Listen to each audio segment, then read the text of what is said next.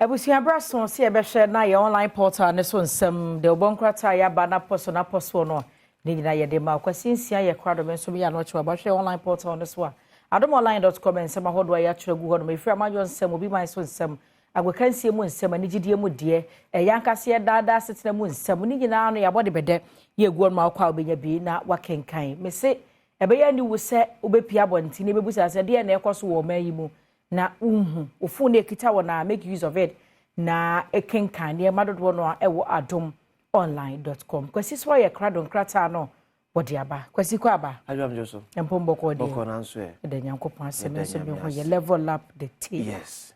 Wow. Papa tailor papa level up the tailor. Yes. Wow.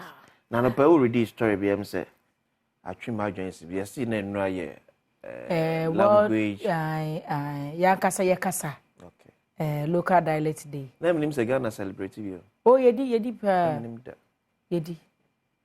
Sa na say world chese Ghana ye kan ho. Na me nim da. Ada intia. Koda musam say ntine yedi sa de na still ne atwere don't speak vernacular so there we schools man. Na say that's omo ya pepa won tan hu. Ba na yedi. Sa time na yedi. Yesu so adem po de ho na don't speak chi. Okay. Yes. Don't speak chi.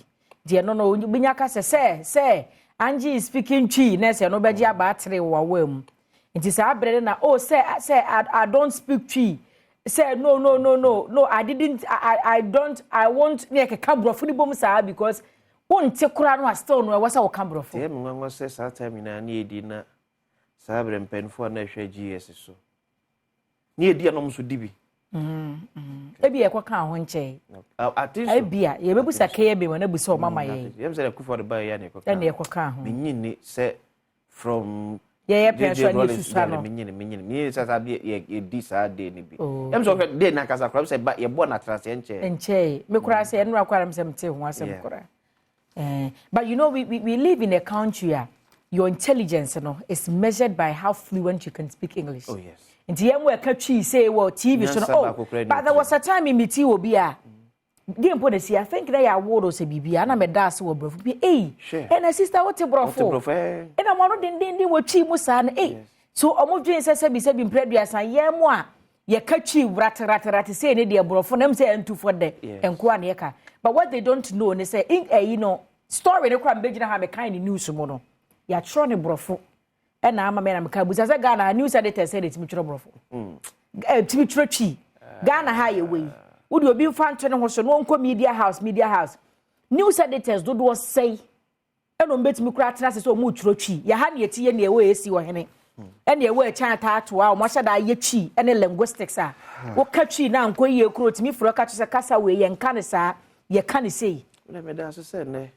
nyame adom na Ghana countries celebrities edano na story ne yatwere ma ye twi asan ke be ka ne se twi bible don't speak chi wo ka twi na wa don't speak akano don't speak chi ye should that first student say on names of chi speakers. Yes on a powerful class yes na ye fe oh yeah afedi atete na bedu be na se ye edis answer tete ye man penfo se boy omonti ase ade na ye kasa ne yenka na osika no pra wundi oti kuma dollars na mo charge dollars na mo de ye dollar ye osika ye de brofo no so kire ma de na ba isi adwa kasa when it has monetary value you don't force somebody to learn it.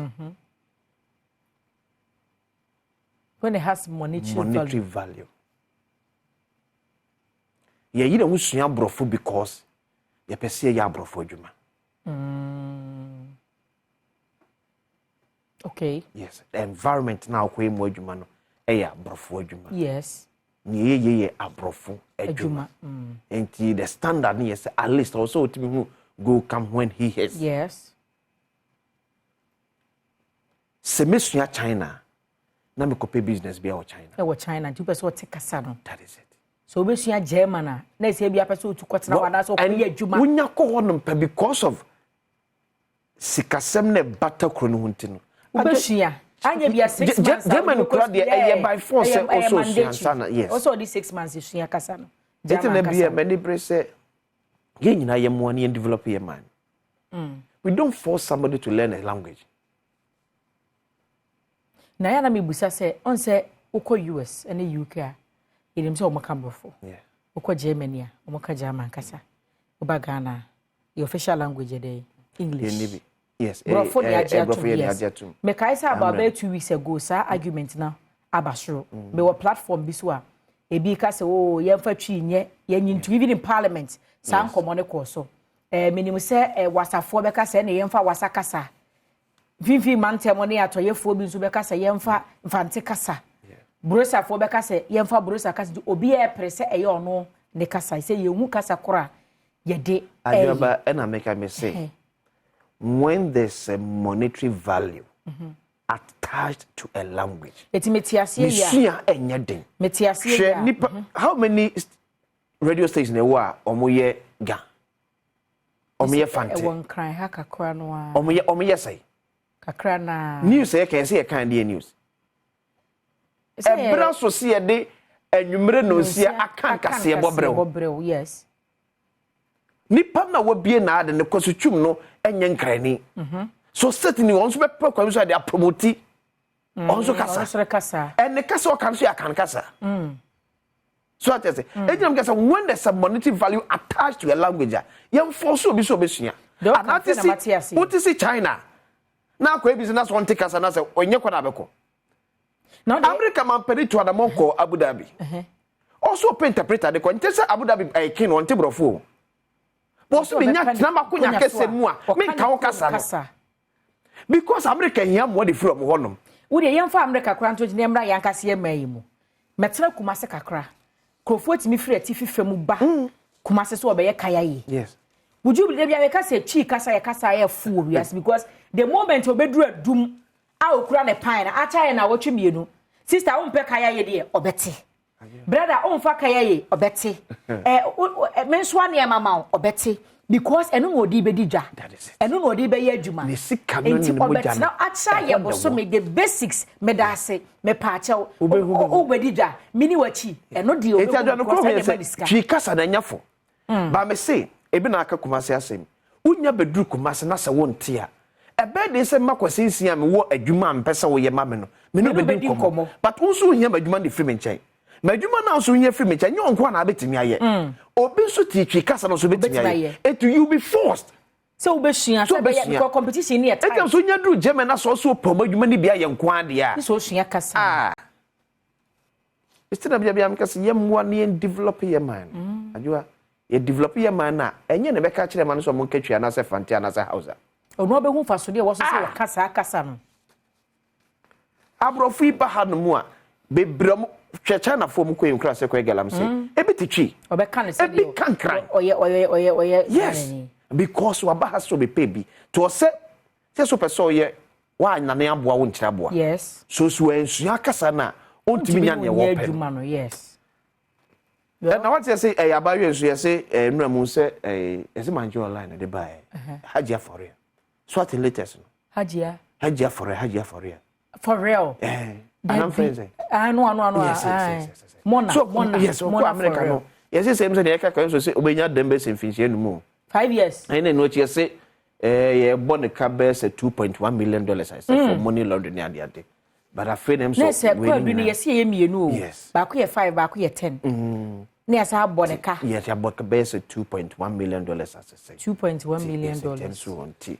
Ne say ebu aboro. Nye keka kono. Oh, okay. And no America for Nankasa, almost state attorney, a website, or story no at that one. Oh, okay. And just say Ghana, Mario, and Bebre, and two mobo.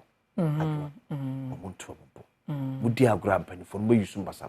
Humanity, so and yes, said we no down, but obey taking advantage of your ignorance. Yes, they are serve you or no one. It's not penny na war, Bebre, or war.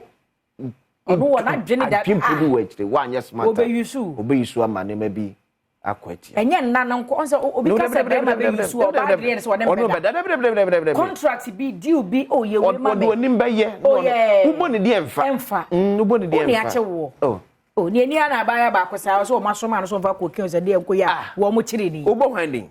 Me so ma o. Me so ma o. What record me? Wo na de ya che wo. Yeah, sure was it. Me bre bi na de ma. Mo bra na. Well, Prof. Jampos, tip for flag bearers ahead of 2024 elections. Well, SML contract shoots GRS revenue in petroleum downstream to over 12 billion Ghana cedis. How to stop ruminating over someone so you can move on. Say Obi, no be atna na eja someone tete na settle no one. Well, the story we chire kwani abefa so agya nipa no wachire no wa movie on. Story yes, and na chire. Say na ya trust lifestyle. Where you dread your business, where your election amanyo nsem. Nti we obo wuram na kenkan bi a. Bo kwa abefa so abetwe no.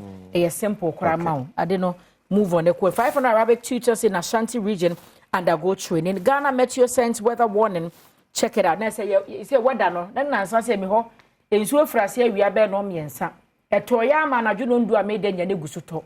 Ntimi de awrade asesanse ne wiema ye hye. Na enu heat ne de say Judas na wo duty. Enu ade na awia na bo me se metina me ka me yenkuto anka me na ne.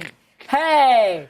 Enu ade say Judas na wo duty na ti mo de wo dodo. Enti ensuo no say the weather na be call no for edimunchi mo ba ye hwen kra. Ajo daily guide ensu eni sexy don killed JB Dankwa Adom. Investigator. Parliament chases Smith over $12 million a Japan expense. Political parties appoint leadership. Speaker Ensonekani saying. Kumasi International Airport ready in April. Comfort Anochi Teaching Hospital loses 200 nurses in a year. But it's last year. Lose omuja eduma yes. Last year. Brain drain no. Last year 200 nurses. 200. Confanochi no arasabi aba. Confanochi yes. Timi say akonya bedem. Ye nwe na wo fie no. Ebenya ba bi. Daily guide. Omo enya $10,000 ne 10,000 euros and 10,000 pounds. Omo tuako. Yes. Okay. The Ghanaian Times set priorities right to fix economy. Otumfo said to tax Finance Minister designate.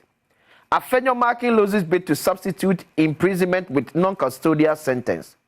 Maslock fails to recover over 291.5 million Ghana cedis loan disbursed over past 12 years. We will ensure 1567th Independence Day anniversary celebration. Is the regional minister. Ghanaian Times and Daily Graphic. Okay. Government committed to resolve Ahmed Swale's murder, Attorney General. Ahead of 2024 elections, avoid hate speech. Peace Council tells political parties. More people with higher education unemployed. Ghana Statistical Service. Daily Graphic. Abusia no dey ejina so na ye dey obonkrata na poso na ye online portal so nsem ye dey si ye da ye ho abai. I can see it was so bedroom so ni enko bebia.